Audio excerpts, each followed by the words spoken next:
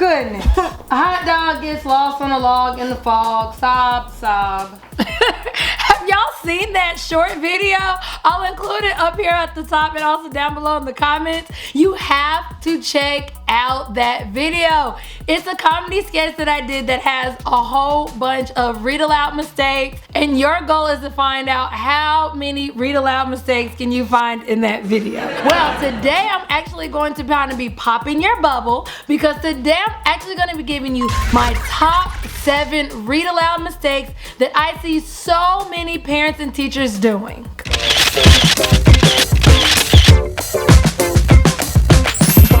Hey fun people! Welcome back to Everything Aja. And if you're new here, hi, my name is Aja. And here on Everything Aja, I help parents and teachers just like you make education as fun and simple as possible so that we can close the gap and shape the future. If this sounds like you, then make sure that you like, subscribe, and click the bell. Well, today I want to give you my top 7 read aloud mistakes that I'm constantly seeing parents and adults doing. Alright, so our first mistake is something I'm always seeing, both at home and in the classroom. Like, you have your child, they're uninterested, and they just zoom off and do something else. And the first mistake is literally to just close the book when your book is not finished. So when you have a child that's just uninterested and wants to do something, never stop reading a book to them. What you're really doing is telling the child that reading's not important and that they have control. So whenever they don't want to read, they know that you will simply shut that book and stop reading. You're also not building reading stamina that way, because if a child is not forced to sit and listen to you read aloud a book, then they're never going to gain that stamina if you're always shutting a book as soon as they become uninterested. Now, the second read aloud mistake that I'm always seeing is that as an adult, you're sitting there and you're reading a book and you mispronounce a word. Well, of course you think the child's not going to catch on, so you just keep on reading. A ding, a hot ding. Don't do that. Remember, you are modeling a book, so you're wanting to show them the correct way to read the book. So you don't want to make any reading mistakes, and you want to make sure that you're reading all the words on each page. So if you make a mistake, that's common, go back and reread that sentence. The same way you would want your child to do it, you are going to show them how to do it.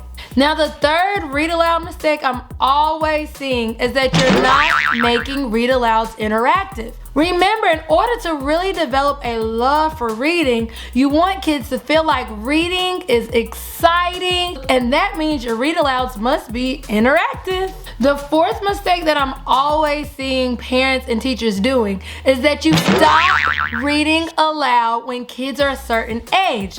And don't do this either. Remember that you're always going to want to foster that love for reading, and that love for reading doesn't just stop once your child reaches kindergarten or first grade. You're always going to want to read to your child. Oh, read to me, read to me, read to me. No, girl, you're too old for some doggone story time.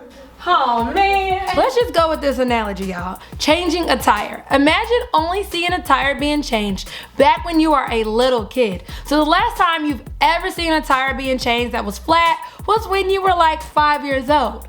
And now you are in your mid-30s and you have to change a tire. Are you realistically going to remember all the things that you learned when you were 5? Absolutely not.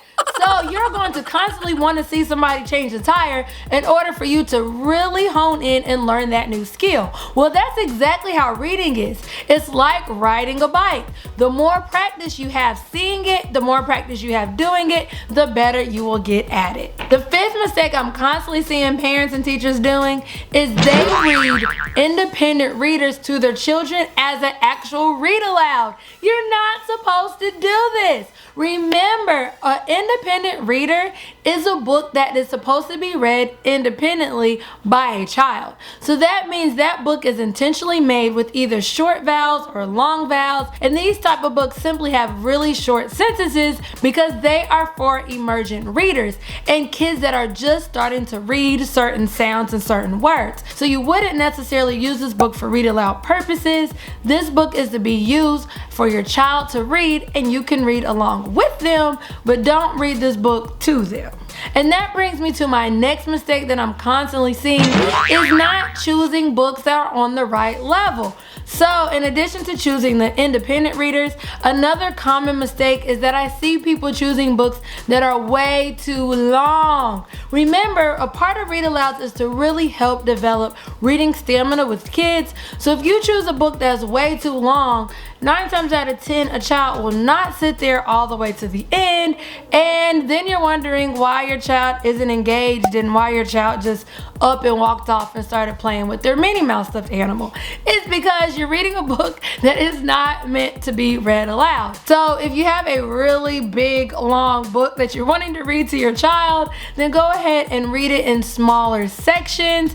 Don't try to read that entire book, y'all. And my last common mistake that I'm always seeing is constantly stopping in the middle of a read aloud. Hey, Tina, go get my phone. So that can be your phone going off, or you start a page and then you get up, or you start a page and your child gets up, or you're like 3 pages in a book and then you say, oh, pot time. What you're doing is you're stopping the reading stamina and not allowing your child to really develop the reading stamina of being able to sit down for an age appropriate story, because you're constantly stopping in the middle of the book. So now I'm interested to know, do you or anybody you know make any of these mistakes when you are reading aloud to your children?